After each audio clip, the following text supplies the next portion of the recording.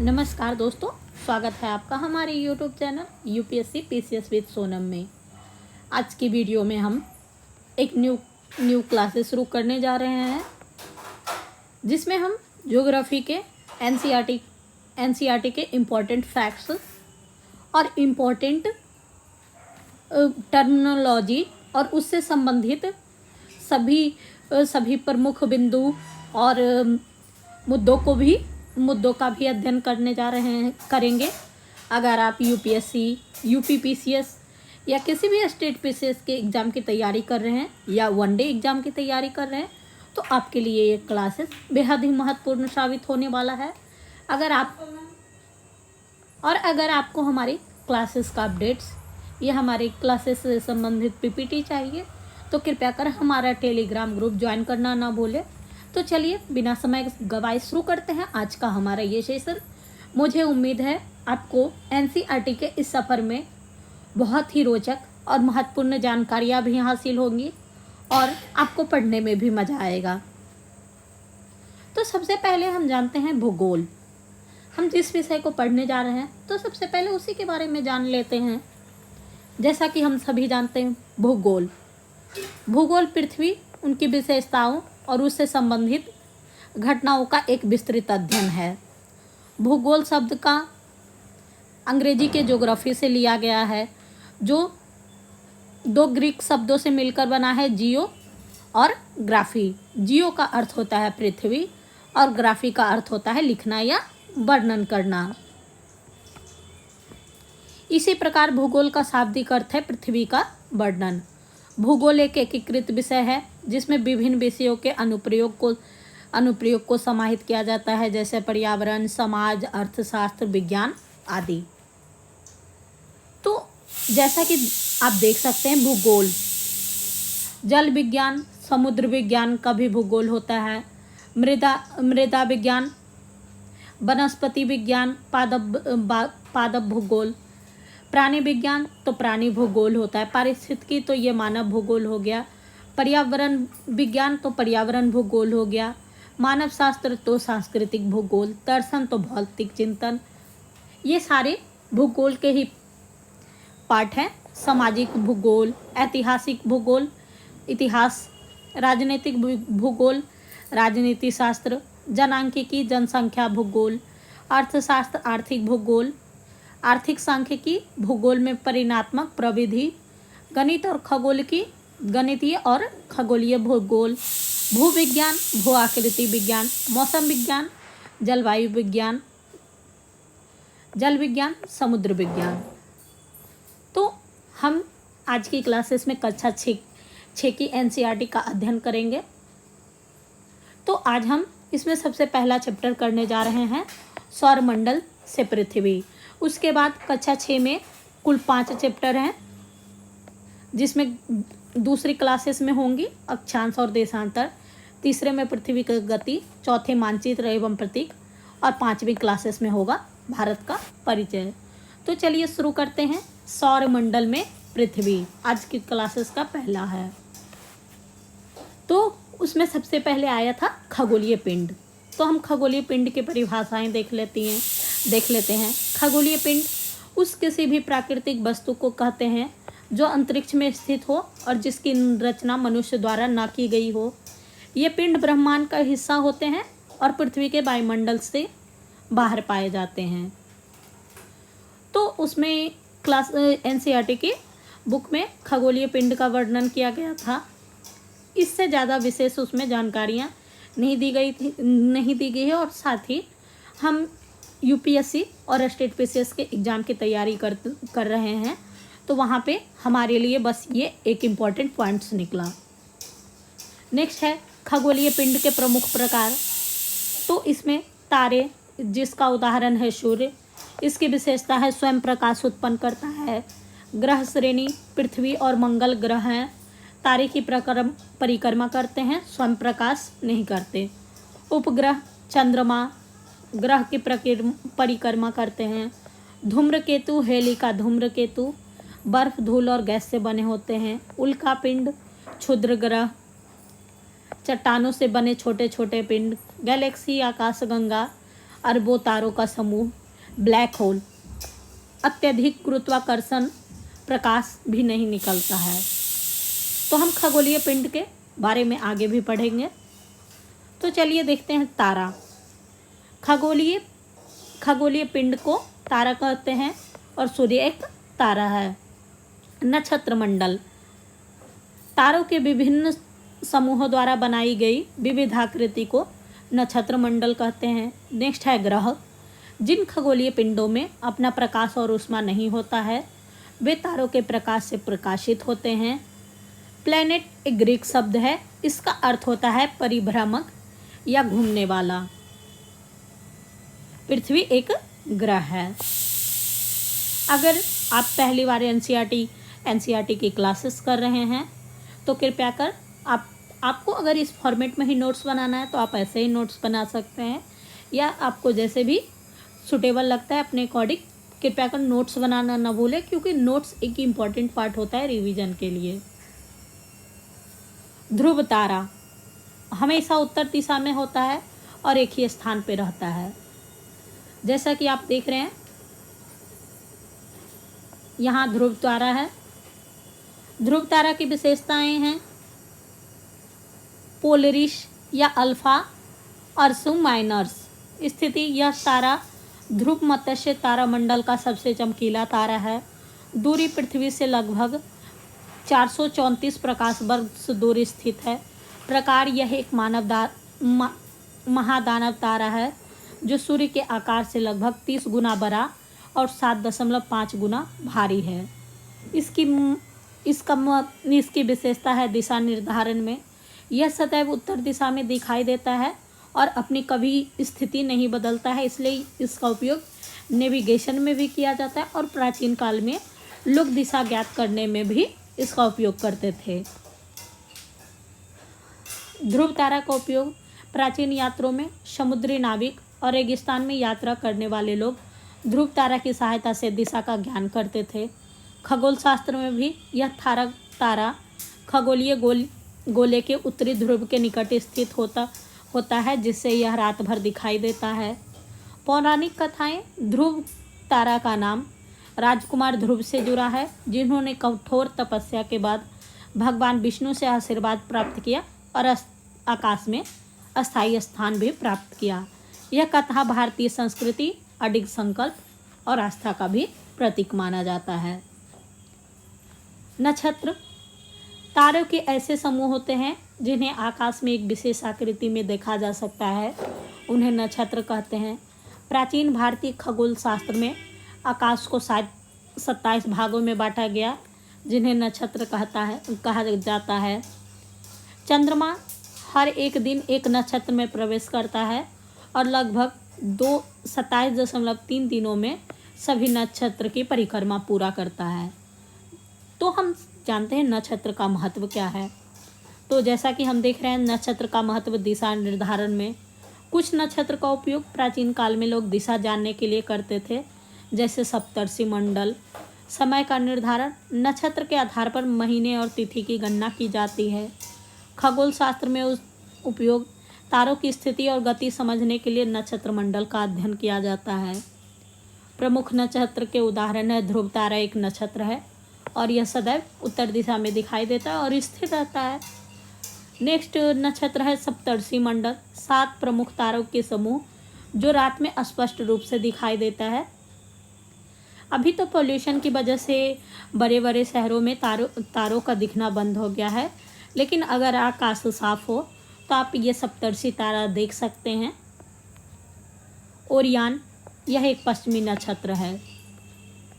Next है ग्रह। ग्रह वह खगोलीय पिंड होता है जो सूर्य के चारों ओर एक निश्चित कक्षा में घूमता है। ये स्वयं प्रकाश उत्पन्न नहीं करते बल्कि सूर्य के प्रकाश से परिवर्तित करते हैं। सौरमंडल के 8 ग्रह हैं। बुध सूर्य के सबसे निकट और सबसे छोटा ग्रह है। शुक्र सबसे चमकीला और पृथ्वी जैसा आकार। पृथ्वी जीवन की उपस्थिति वाला एकमात्र ग्रह। मंगल लाल ग्रह भी कहा जाता है और यहाँ जीवन की संभावनाएं हैं पृथ्वी के बाद, और बहुत सारे रिसर्च वगैरह भी मंगल ग्रह को लेकर के चल रहे हैं। और हमारा रिसेंट में मंगलयान भी चल रहा है, मंगलयान भी लॉन्च किया गया है, फिर आगे की तैयारियां भी जारी है। नेक्स्ट है बृहस्पति, सबसे बड़ा ग्रह और गैसीय संरचना। शनि वलयों वाला ग्रह, गैसीय होता है। अरुण आकाशीय रंग, वायुमंडलीय गैसों से बना होता है। और वरुण सबसे दूरस्थ ग्रह, ठंडा और चमकीला। नेक्स्ट है सौरमंडल।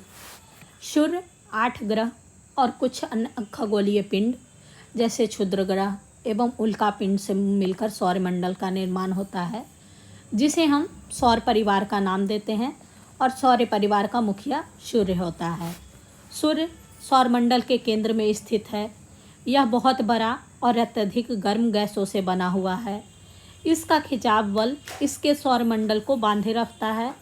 सूर्य सौरमंडल के लिए प्रकाश और ऊष्मा का एकमात्र स्रोत है, लेकिन हम इसकी अत्यधिक तेज ऊष्मा को महसूस नहीं कर सकते, क्योंकि सबसे नज़दीक तारा होने के बावजूद यह हमसे बहुत दूर है।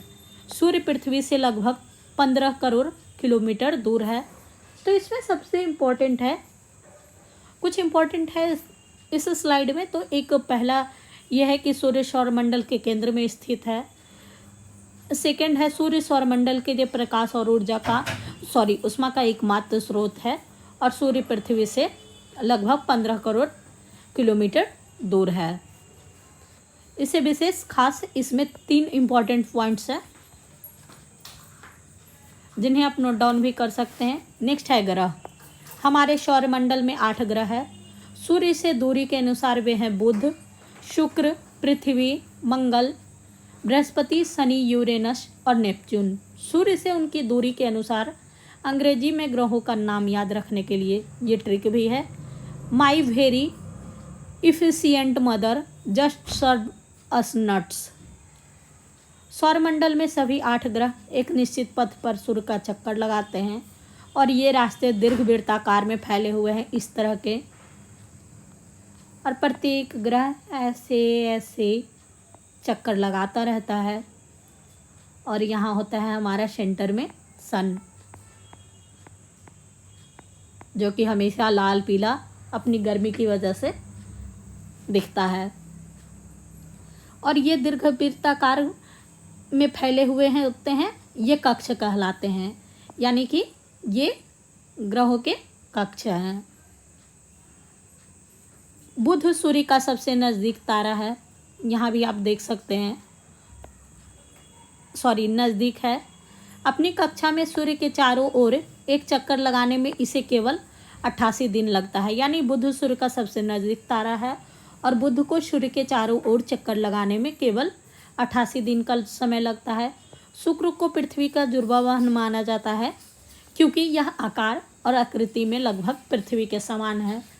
तो ऐसे भी प्रश्न आ सकते हैं कि शुक्र को पृथ्वी का जुड़वा वाहन माना जाता है। इसका कारण कथन कारण में भी आ सकता है, या फिर इसमें सत्य असत्य भी आ सकता है। तो जुड़वा वाहन इसलिए कहा जाता है क्योंकि आकार और आकृति लगभग एक समान है। पृथ्वी सूर्य से दूरी के अनुसार तीसरा ग्रह है और आकार की दृष्टि से 5वां सबसे बड़ा ग्रह है। इसके ध्रुवीय क्षेत्र में थोड़ी चपटी आकृति होने के कारण इसे भूआभ कहा जाता है, जिसका अर्थ है पृथ्वी के समान आकार। पृथ्वी पर जीवन के लिए अनुकूल परिस्थितियां उपलब्ध हैं। यह न तो अत्यधिक गर्म है और न ही अत्यधिक ठंडी। यहाँ जल और वायु दोनों उपलब्ध है, जो जीवन के लिए आवश्यक हैं। वायुमंडल में ऑक्सीजन जैसी जीवनदायिनी गैसें मौजूद हैं। यही कारण है कि पृथ्वी को सौरमंडल का सबसे अनूठा ग्रह माना जाता है। जब पृथ्वी को अंतरिक्ष से देखा जाता है तो नीला दिखाई देता है। इसका कारण है पृथ्वी की सतह का अधिकांश भाग जल से ढका हुआ है, इसी कारण इसे नीला ग्रह भी कहा जाता है। तो पृथ्वी को नीला ग्रह क्यों कहा जाता है? क्योंकि पृथ्वी का अधिकांश भाग जल से ढका हुआ है। जैसा कि हम सभी जानते हैं कि 70% भाग में जल है। चंद्रमा पृथ्वी का एकमात्र प्राकृतिक उपग्रह चंद्रमा है। इसका व्यास पृथ्वी के व्यास का लगभग 1/4 होता है, इसलिए यह हमें आकाश में बड़ा दिखाई देता है। चंद्रमा पृथ्वी के सबसे निकट स्थित खगोलीय पिंड है, जिससे यह अन्य तारों और ग्रहों की तुलना में अधिक स्पष्ट दिखाई देता है। यह पृथ्वी से लगभग 3,84,400 किलोमीटर दूर स्थित है। इस दूरी की तुलना आप सूर्य से पृथ्वी की दूरी से कर सकते हैं, जो लगभग 15 करोड़ किलोमीटर दूर है। तो परीक्षा के लिए इम्पोर्टेंट फैक्ट्स हैं। चंद्रमा पृथ्वी का एकमात्र प्राकृतिक उपग्रह है। इसका व्यास पृथ्वी के व्यास का 1/4 होता है और यह पृथ्वी से लगभग 3.84 किलोमीटर दूरी भी है। चंद्रमा पर वायुमंडल नहीं है, इसलिए वहाँ जीवन संभव नहीं है। और चंद्रमा पृथ्वी के चारों ओर लगभग 27.3 दिन में एक चक्कर पूरा करता है। नेक्स्ट है उपग्रह। उपग्रह वह खगोलीय पिंड होता है जो ग्रहों की परिक्रमा करते हैं, ठीक उसी प्रकार जैसे ग्रह सूर्य की परिक्रमा करते हैं। पृथ्वी का एकमात्र प्राकृतिक उपग्रह चंद्रमा है। मानव निर्मित उपग्रह वे कृत्रिम उपग्रह होते हैं जिन्हें वैज्ञानिक द्वारा बनाया जाता है।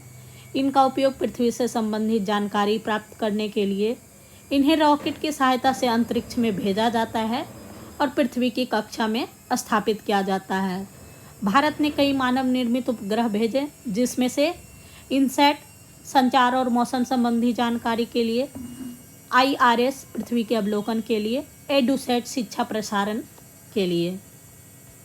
तो जैसा कि हम देख सकते हैं, पहले रॉकेट का प्रक्षेपण होता है, फिर रॉकेट का पृथ्वी पर गिरना होता है और रॉकेट से उपग्रह अलग होता है और इस प्रकार उपग्रह कक्षा में प्रवेश कर जाता है। नेक्स्ट है क्षुद्र ग्रह। तारों, ग्रह और उपग्रहों के अतिरिक्त असंख्य छोटे पिंड भी सूर्य के चारों ओर चक्कर लगाते हैं। इन पिंडों को क्षुद्र ग्रह कहते हैं। क्षुद्र ग्रह मंगल और बृहस्पति की कक्षाओं के बीच पाए जाते हैं, जैसा कि आप इस चित्र में देख सकते हैं। वैज्ञानिकों के अनुसार क्षुद्र ग्रह ग्रह के ही एक भाग होते हैं, जो बहुत पहले विस्फोट के बाद ग्रहों से टूटकर अलग हो जाते हैं। नेक्स्ट है उल्कापिंड। सूर्य के चारों ओर चक्कर लगाने वाले पत्थरों के छोटे छोटे टुकड़े को उल्कापिंड कहा जाता है। कभी कभी ये उल्कापिंड पृथ्वी के इतने नज़दीक आ जाते कि इनकी प्रवृत्ति पृथ्वी पर गिरने की होती है और इस प्रक्रिया के दौरान वायु के साथ घर्षण होने के कारण ये गर्म होकर जल जाते हैं। परिणाम स्वरूप चमकदार प्रकाश उत्पन्न करते हैं। कभी कभी कोई उल्का पूरी तरह से जले बिना पृथ्वी पर गिरती है, जिससे धरातल पर गड्ढे बन जाते हैं। नेक्स्ट है आकाशगंगा। आकाशगंगा एक खगोलीय समूह है जिसमें अरबों तारे, उनके ग्रह, गैस, धूल और अन्य खगोलीय पिंड गुरुत्वाकर्षण द्वारा एकत्रित होते हैं। यह ब्रह्मांड की मूल संरचनाओं में से एक है। हमारी आकाशगंगा क्षीरमार्ग या मिल्की वे गैलेक्सी है। इसकी आकृति जैसा कि हम देख रहे हैं सर्पिल है। तारों का समूह लगभग 100 से 400 अरब, ग्रहों की संभावना लगभग 50 अरब, जिसमें से 50 करोड़ ग्रह जीवन योग्य तापमान क्षेत्र में हो सकते हैं। हमारा स्थान सौरमंडल ओरियन सिग्नस भुजा पर स्थित है। एक परिक्रमा में सूर्य को आकाशगंगा के केंद्र की एक परिक्रमा करने में लगभग 22.5 से 25 करोड़ वर्ष लगता है। नेक्स्ट है ब्रह्मांड। आप पिक्चर को भी इमेजिन कर सकते हैं। ब्रह्मांड वह एक समग्र क्षेत्र जिसमें समय, अंतरिक्ष, पदार्थ और ऊर्जा का अस्तित्व है। ब्रह्मांड में सभी ग्रह, तारे, आकाशगंगा, निहारिकाएं, ब्लैक होल और उनके बीच का रिक्त स्थान होता है। ब्रह्मांड के प्रमुख घटक हैं ग्रह और उपग्रह जैसे पृथ्वी, मंगल, चंद्रमा आदि। तारे जैसे सूर्य जो स्वयं का प्रकाश उत्पन्न करते हैं। सूर्य एक तारा है। आकाशगंगाएं अरबों तारों का समूह। निहारिकाएं गैस और धूल के विशाल बादल। ब्लैक होल अत्यधिक गुरुत्वाकर्षण वाले क्षेत्र जहाँ प्रकाश भी नहीं बचता। डार्क मैटर या डार्क एनर्जी ब्रह्मांड का अदृश्य क्षेत्र लेकिन प्रभावशाली भाग है। नेक्स्ट है ब्रह्मांड की उत्पत्ति से संबंधित बिग बैंग का सिद्धांत। वैज्ञानिकों के अनुसार ब्रह्मांड की उत्पत्ति लगभग 13.8 अरब वर्ष पहले एक अत्यधिक गर्म और सघन बिंदु से हुई थी। इस घटना को बिग बैंग कहा जाता है, जिसके बाद से ब्रह्मांड का विस्तार हुआ और आज भी ब्रह्मांड लगातार फैल रहा है, जिसे हब्बल सिद्धांत द्वारा प्रमाणित किया गया है।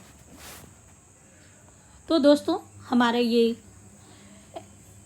6 क्लास की एनसीईआरटी का चैप्टर 1 यहीं पे समाप्त होता है। मुझे उम्मीद है आपको हमारा ये प्रयास और हमारी ये क्लासेस पसंद आएगी, तो कृपया कर लाइक करें, शेयर करें और कमेंट बॉक्स में कमेंट करना ना भूलें कि आपको हमारी ये क्लासेस कैसी लगी, और ज़्यादा से ज़्यादा इसे लोगों तक पहुंचाएं। Thank you for watching. Keep connected, पढ़ते रहें और आगे